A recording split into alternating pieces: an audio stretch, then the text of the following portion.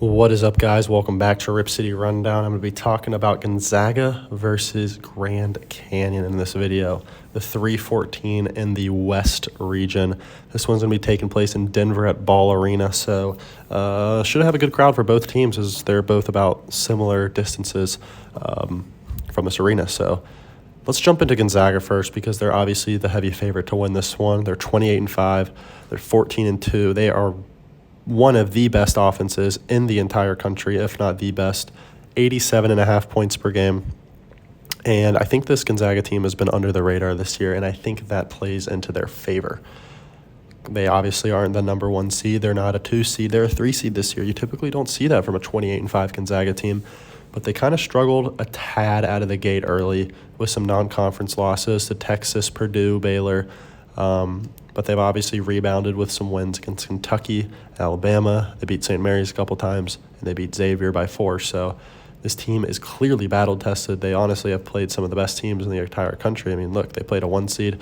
They've played another 1 seed. They played a 2 seed, a 3 seed, a 5 seed, a 3 seed, and a 6 seed. So they've played some really good teams this year.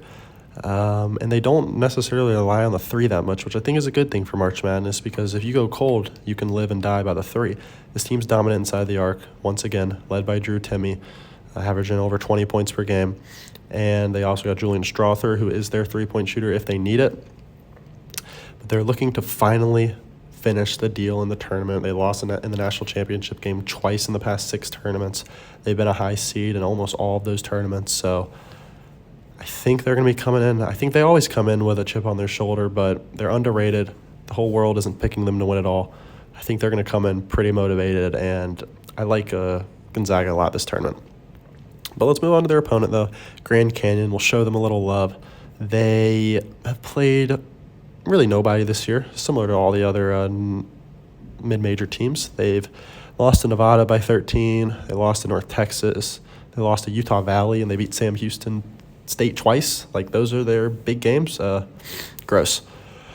But the previous coach, Bryce Drew, is back in the NCAA, or not the previous coach, but Bryce Drew is back in the NCAA tournament as the coach of Grand Canyon, and they are back in the tournament for the second time in 3 seasons.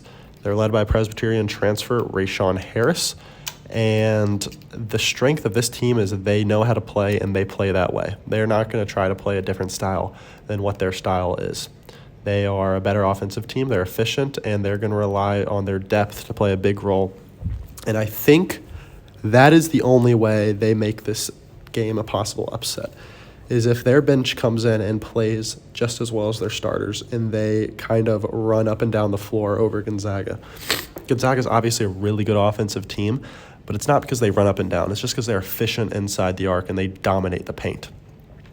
If this team can go shoot some threes, get out running, and then keep the energy up when their bench unit comes in, that could tire out those Gonzaga players who doesn't necessarily, if they play their key star players the whole game, I could see Grand Canyon using that depth, like I said, to make this game very close. And then once it gets close, it can come down to anything.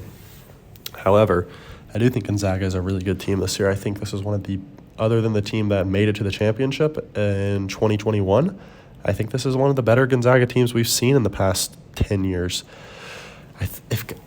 I really thought Gonzaga was a sleeper Final Four team, and if you put them in the bracket with, say, probably Marquette and Purdue, you could convince me that Gonzaga is a Final Four team.